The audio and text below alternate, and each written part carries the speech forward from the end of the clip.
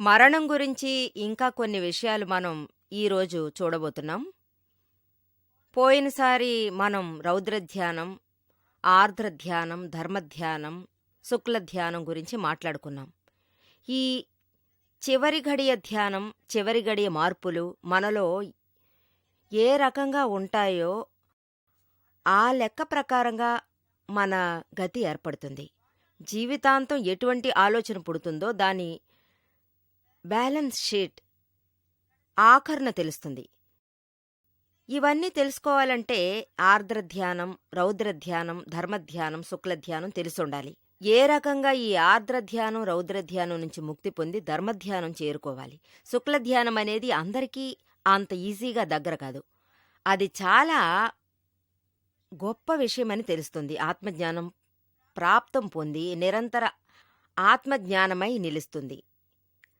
లౌకిక విషయాలలో ఉంటూ అన్నం తినడం, నీళ్లు తాగడం, కూర్చోవడం, లేవడం, పని చేయడం ఇలా అన్నిటిలోనూ ఆత్మధ్యానం ఉపకరిస్తుంది. నిర్విఘ్న ధ్యానం అని కూడా అంటాం. ఇటువంటి జ్ఞానులే లోకంలో కనిపిస్తారు. వాళ్ళు చూపించే బాటలో మనం ప్రయాణం చేయాలి. అప్పుడే మన ఆచరణలు, ఆలోచనలు వెలుగులోకి వస్తాయి. ప్రాప్తం మనకి తొందరగా ఏర్పడుతుంది. సాధారణమైన వాళ్ళకి ఇది చాలా ముఖ్యమైనది. అంటే ఆర్ద్రధ్యానం నుంచి తప్పించుకోవాలి. రోజంతా ఇలాగే గడిచిపోతుంది. అందులోనూ ఆఖరి గడియల్లో ఇది చాలా ముఖ్యం. ముఖ్యంగా ఆర్ద్రధ్యానం, రౌద్రధ్యానం కొంచెం కూడా ఉండకూడదు. ధర్మధ్యానంలోనే మనం ఉండాలి. అప్పుడే మీకది ఉన్నత స్థితిని కల్పిస్తుంది. శాస్త్రాల్లో చాలా గొప్పగా చెప్పిన ఒక విషయం ఇది మనకు చాలా మంచి మార్పును తెస్తుంది. భగవాన్ మహావీరుని కాలం నాటి విషయం. మహావీరుని ప్రథమ శిష్యుడే గౌతముడు.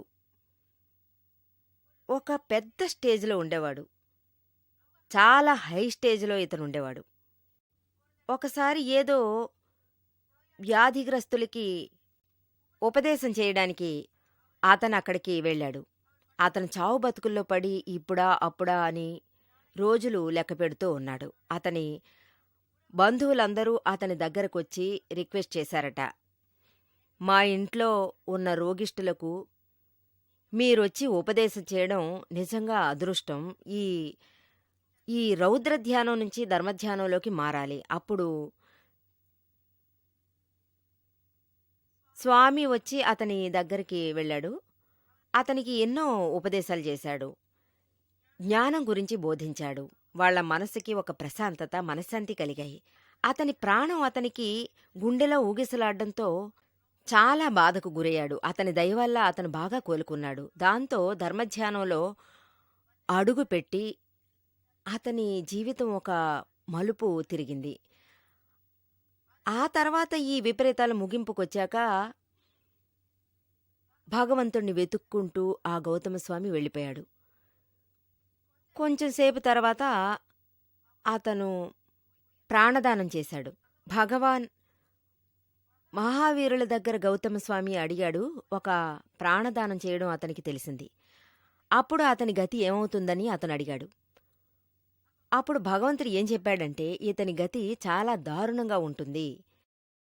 అతను మనిషిలో నుంచి 2 ఇంద్రియాల వల్ల జన్మించాడు. గౌతమస్వామికి చాలా ఆశ్చర్యం వేసింది. ఎన్ని మార్పులున్నాయి! ఆ తర్వాత ఎలా ఈ రకంగా అయ్యింది?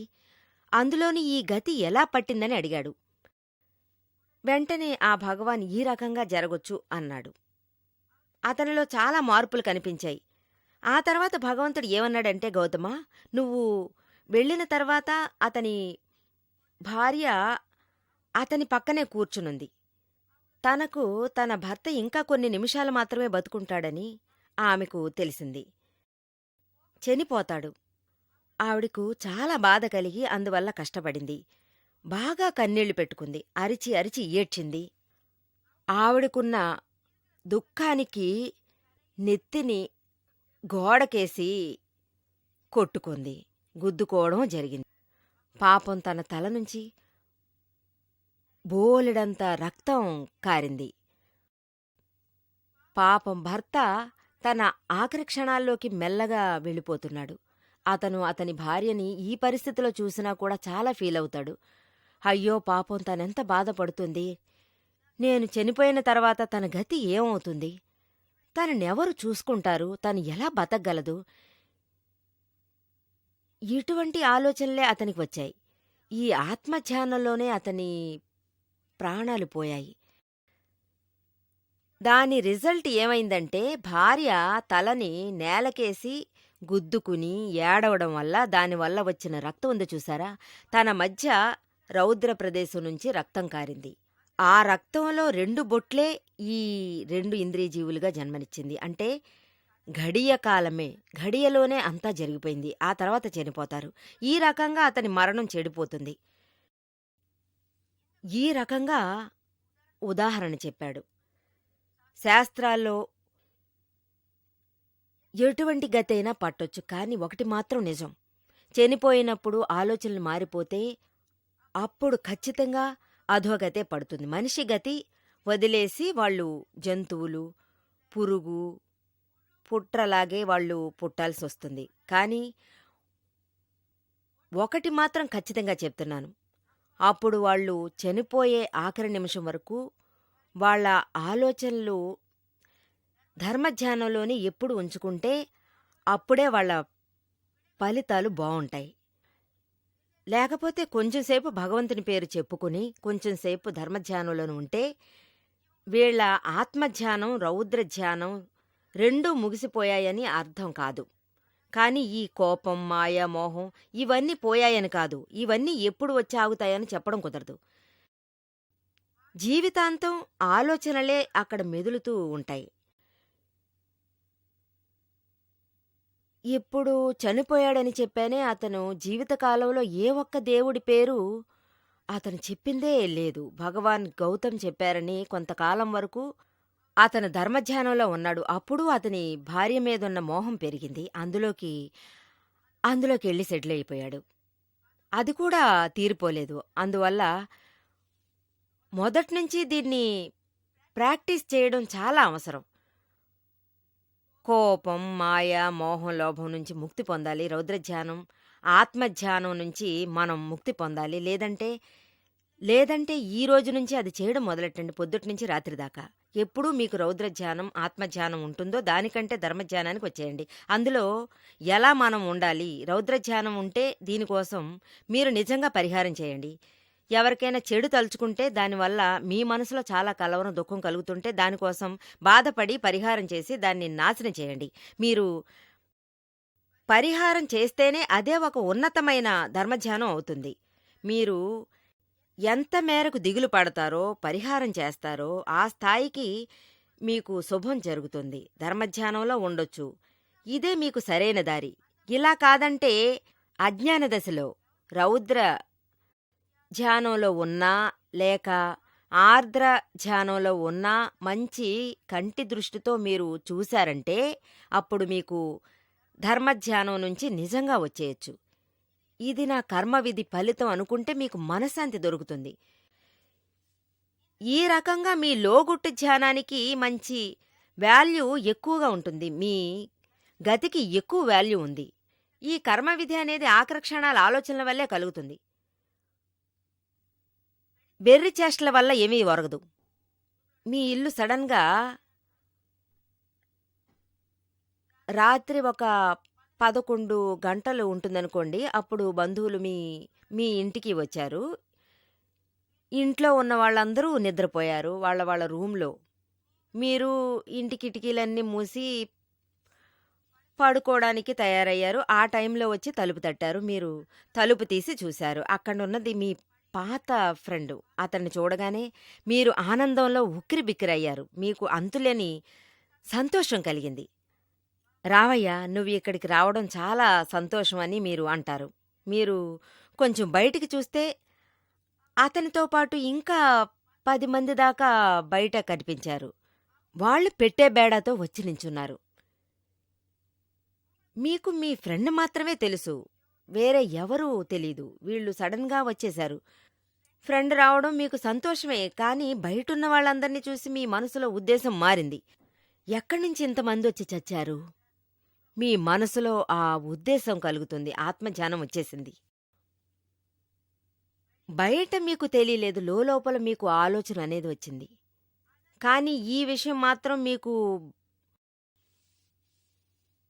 బయట తెలియకుండా ఉండుంటే అది రౌద్ర ధ్యానంతోనే పోయుండేది. మీరు ఒక ఫ్యామిలీ మ్యానే. మీ కుటుంబ గౌరవాన్ని వదులుకోలేరు. బయటేమో రండి రండి రండి లోపలికి రండి అని చెప్తారు. కానీ గుండె లోతుల్లో వేరే ఉద్దేశం ఉంటుంది. చాలా చెడ్డ ఆలోచన. చెడ్డ ఆలోచనలన్నీ వస్తాయి. ఎక్కడ్నుంచి వచ్చాయి? ఈ రాత్రి, అందులోనూ 11 గంటలకు. వీళ్ళని ఎక్కడ మనం పడుకోబెట్టగలం? ఏం ఇవ్వగలం? అందరూ వాళ్ళ వాళ్ళ రూంలో పడుకున్నారు. పైగా చలికాలం. అందరికీ కంబళ్ళు కూడా లేవు. బెడ్షీట్లు లేవు. ఏ రకంగా అడ్జస్ట్ చేయాలి? ఏంటి ఇంత మూర్ఖంగా ప్రవర్తించారు? రావడానికి ముందు ఒక ఫోన్ కాల్ చేసుంటే బావుండేది కదా! చదువు సంధ్యల్లేని పల్లెటూరు వాళ్ళు కాదు. అందరూ బాగా చదువుకున్న వాళ్ళే. మరేంటి ఇలా చేశారు? ఒక్క ఫోన్ చేసొచ్చుంటే ఏదైనా ఏర్పాటు చేసుండొచ్చు. ఇప్పుడు ఏం చేయాలి? ఇలాంటి ఆలోచనలు వస్తుంటాయి. అది బయట చాలా మంచోళ్ళ రండి రండి కూర్చోండి అని మరీ మరీ చెప్తారు. అది మాత్రమే కాదు, వాళ్ళ దగ్గర ఏం అడుగుతారంటే మీరు ఏం తీసుకుంటారు? కాఫీ, టీ ఏమైనా? వెంటనే మీ ఫ్రెండ్ ఏమంటాడు, అయ్యో ఇలాంటి సమయంలో టీ కాఫీలాంటి ఏమీ వద్దు. ఈ సమయంలో కొంచెం సాంబార్ అన్నం, కొంచెం వేపుడు ఉంటే చాలా బావుంటుందని చెప్తాడు. అది చాలు. ఇతని మనసులో షాక్ కొట్టడం మొదలైంది. ఇప్పుడు రాత్రి అయ్యింది. ఇంతమంది కోసం ఎవరు ఈ రాత్రిపూట కూర్చుని వండి పెడతారు? అందులోనూ భార్య నిద్రపోయింది. తనను లేపి ఏదైనా అంటే తను ఏమంటుంది? ఆ పైన నా గతి ఏంటి? బయటే ప్రతాపం. కాని ఇప్పుడేం చేయగలను? మన ఫ్రెండ్ ముందు మన గౌరవాన్ని కాపాడుకోవాలి కదా!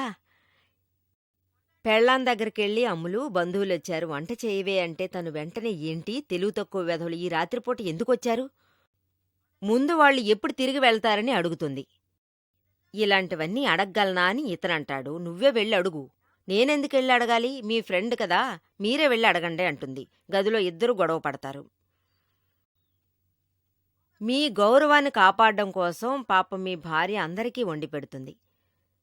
తను సాంబారు పెడుతుంది, వడియాలు, పచ్చడి, వేపుళ్ళు, కూరలు వగైరా చేస్తుంది. అలాగే అందరికీ వడ్డిస్తుంది. కాని మనసులో వేరే ఏదో ఆలోచనుంటుంది. అనవసరమైన ఆలోచన. దేనికొచ్చారు? ఎందుకొచ్చారు? 2 విషయాలు చూశారా? బయటనుంచి మీరు చక్కగా వండివార్చడం జరుగుతుంది. కానీ మనసులో ఎన్ని నీచమైన ఆలోచనలు పుడుతుంటాయి. 2 ఎట్ ఎ టైం జరుగుతుంటాయి. బయట మీరొచ్చిన బంధువులందరికీ చేసి పెడతారు అంటే మరి దాని అర్థం ఏంటి? అది మీ కర్మ విధిరాత. పోయిన జన్మలో మీరు ఒక మంచి ఉద్దేశంతో బంధువుల్ని పలకరించడం, స్వీకరించడం ఇవన్నీ మంచి పనులుగా మీరు ఇవన్నీ చేసుంటారు. ఆ ఆలోచన లెక్క ప్రకారమే ఈరోజు అన్నీ జరిగాయి ఈ జన్మలో. ఈవేళ మీ మనసులో ఆలోచన మారింది. అది కూడా అధ్వాన్నం అయ్యింది. ఎక్కడ్నుంచి వీళ్ళందరూ వచ్చారని ఆలోచించి మనసు పాడు చేసుకుంటున్నారు. పెళ్ళాం కూడా చెడ్డదే తలుస్తుంటుంది. అదేలా మీరు కూడా చెడ్డదే తలుచుకుంటున్నారు. ఇది లోలోపల ఆత్మధ్యానమవుతుంది. కానీ బయట మంచితనంగా ఉంటున్నారు. బయట అనే విషయం బయటికి వెళ్ళిపోతుంది. చేంజ్ చేసుకుని వచ్చి కర్మవిధి డిశ్చార్జ్ అవుతుంది. ఇప్పుడు లోలోపల కొత్త కర్మవిధి ఛార్జ్ అవుతుంది. అదే మిమ్మల్ని అధోగతి పాలు చేస్తుంది. ఇంత చేసినప్పటికీ అన్నం పెట్టారు, పడుకోవడానికి స్థలం ఇచ్చారు. అయినా కూడా మీలో ఉన్న మనసు పాడు చేసుకుంటున్నారు. అందువల్ల అన్నీ వేస్ట్ అవుతున్నాయి. చెడు కర్మవిధిని ఛార్జ్ చేస్తున్నారు. ఇది ఎంత మూర్ఖత్వం!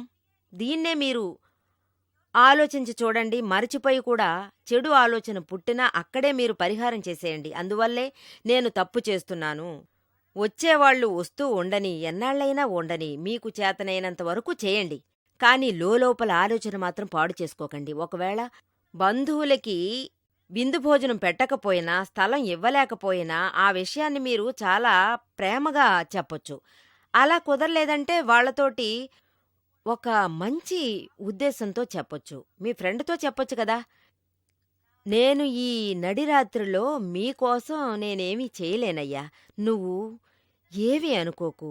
మీ వదిన్ని కూడా పిలిచి నేను మీకు వడ్డించుండొచ్చు. మీరు తిని వెళ్ళుండొచ్చు. కానీ తిట్లు నేను నేను తినాలి. తన దగ్గర నుంచి నన్ను కాపాడడానికి ఇంకెవరొస్తారు?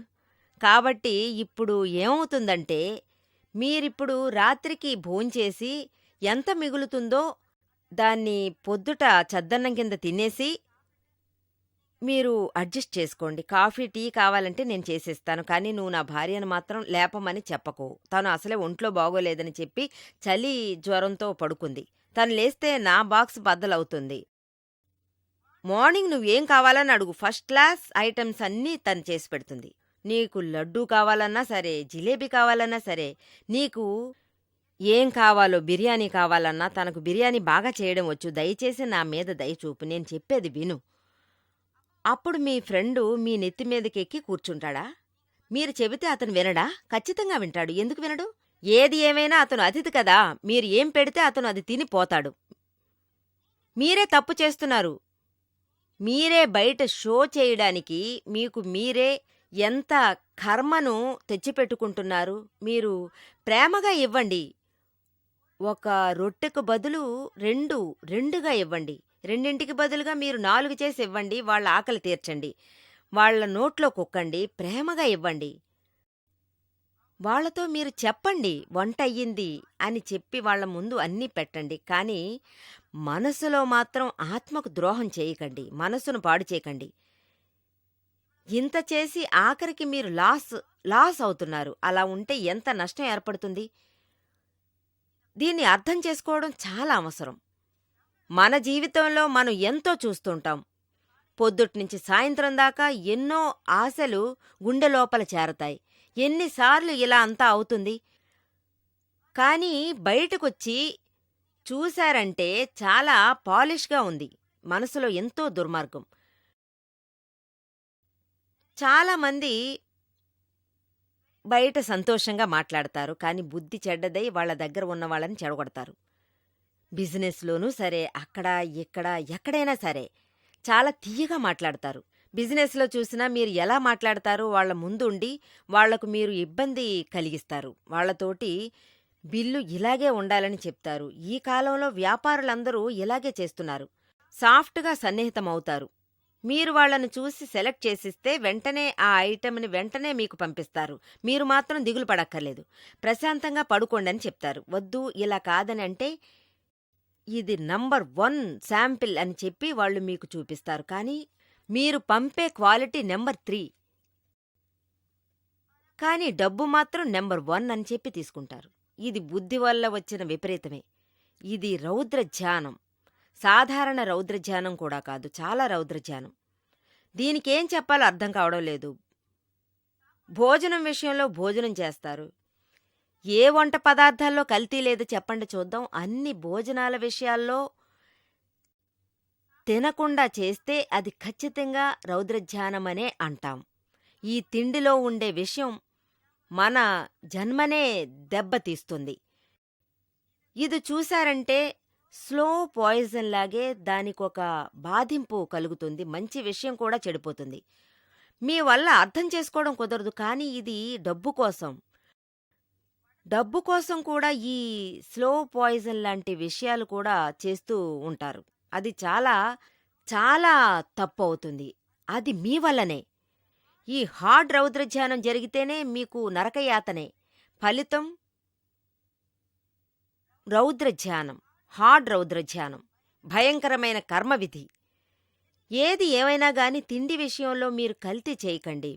మీరు తిన్నగా అందరితోనూ చెప్పేయచ్చు, మా వంటల్లో కల్తీ అనేది లేదు, అంతా ప్యూర్గానే ఉంటుందని. మేము మా బిజినెస్లో అలా చేయడం లేదు. ఇతరుల కంటే మా దగ్గర రేటు ఎక్కువగా ఉండొచ్చు, కానీ సరుకు మాత్రం చాలా ప్యూర్గా ఉంటుంది. ఈ రోజుల్లో ఏమవుతుందంటే అదేమో కాంపిటీషన్లోనే వెళ్తుంది. అందువల్ల క్వాలిటీ డౌన్ చేస్తున్నారు. చీప్ క్వాలిటీ ప్రోడక్ట్ ఇవ్వడం కోసం క్వాలిటీని తగ్గించేస్తున్నారు. చాలా కల్తీలకు పాల్పడుతున్నారు. ఇది పెద్ద హార్డ్ రౌద్రధ్యానం. దీనికున్న ఫలితం తప్పకుండా మీకు అందుతుంది. అది మిమ్మల్ని వదలనే వదలదు. అది అర్థం చేసుకోండి. ఇప్పుడు మీరు ఒక ఎగ్జామ్ రాసి దాని రిజల్ట్ వచ్చిందంటే, ఆ రిజల్ట్ కోసం మీరేమీ చేయనక్కర్లేదు. జీవితాంతం మీరేం చేశారో రౌద్ర ధ్యానం, ఆర్ద్ర ధ్యానం దీని ఫలితం మీకు తప్పకుండా దక్కుతుంది. మరణించే సమయంలో అదే మిమ్మల్ని ఆదుకుంటుంది. జీవితాంతం మీరు ధర్మధ్యానంలో ఉంటే మరణించే సమయంలో కూడా ధర్మధ్యానంలోనే ఉంటారు. జీవితాంతం డబ్బు, డబ్బు ఎలాగైనా సంపాదించాలి, ఎక్కడి నుంచైనా సంపాదించాలని మీరు అనుకుంటూ ఉంటే, జీవితాంతం వాడి పీక కోసి వాడి పాకెట్ కట్ చేయాలని ఈ రకంగా వాళ్ళ మనసులో రన్ అవుతూ ఉంటే, తర్వాత మరణించడం చాలా చాలా పెద్ద కష్టం. కానీ మరణం తర్వాత వాళ్ళు చేసిన పాపాలన్నీ ఒకటిగా కలిసి ఒక వేదిక చేసి అవి నెత్తికెక్కి కూర్చోవడానికి ప్రయత్నిస్తాయి. ఆ ఆ పరిస్థితి ఖచ్చితంగా మీకొస్తుంది. ఇవన్నీ శాస్త్రాల్లోనే ఉన్నాయి. ఇది తప్పే కాదు. ఇది నిజమైన విషయం. మీకు కావాలంటే అలా అనిపించొచ్చు. ఈ నిర్మ చాలా అబద్ధం చెప్తుంది, మనం చూసుకుందాం అని మీరనుకుంటారు. ఎవరు ఇవన్నీ చూస్తారు? ఇలా కూడా జరుగుతుందా? మీకు ఇలా అనిపించొచ్చు. కానీ మీరు ఆలోచించండి, మీ జీవితంలో ఇలాంటి బాధలు వస్తుంటాయా? మీరు తట్టుకుని భరించగలిగితే మీకు ఇలాంటి కష్టాలు ఎందుకు వస్తాయి? నాకు తెలిసి ఎవరికీ చెడు చేయలేదు. ఒకటి మాత్రం తెలుసుకోండి, చేసినవాడే అనుభవించాలి. మీరు ఈ జన్మలో చేయకపోయుంటే పోయిన జన్మలో చేసుండొచ్చు. అదే రకంగా ఇప్పుడొస్తుంది. లేదంటే ఎక్కడ్నుంచొస్తుందది? Action and reaction equal and opposite. ఈ సిద్ధాంతం సైంటిఫిక్ అయ్యింది. ఇదే మన ఆధ్యాత్మిక జీవితంలోనూ జరుగుతుంది. ఈ ఆధారంతోనే మనకు కర్మవిధిగా వచ్చి చేరుతుంది. అందువల్ల మీరు ఎంత మేరకు పొరపాటు తెలుసుకుంటారో అంత మేరకు మీకు మంచి జరుగుతుంది.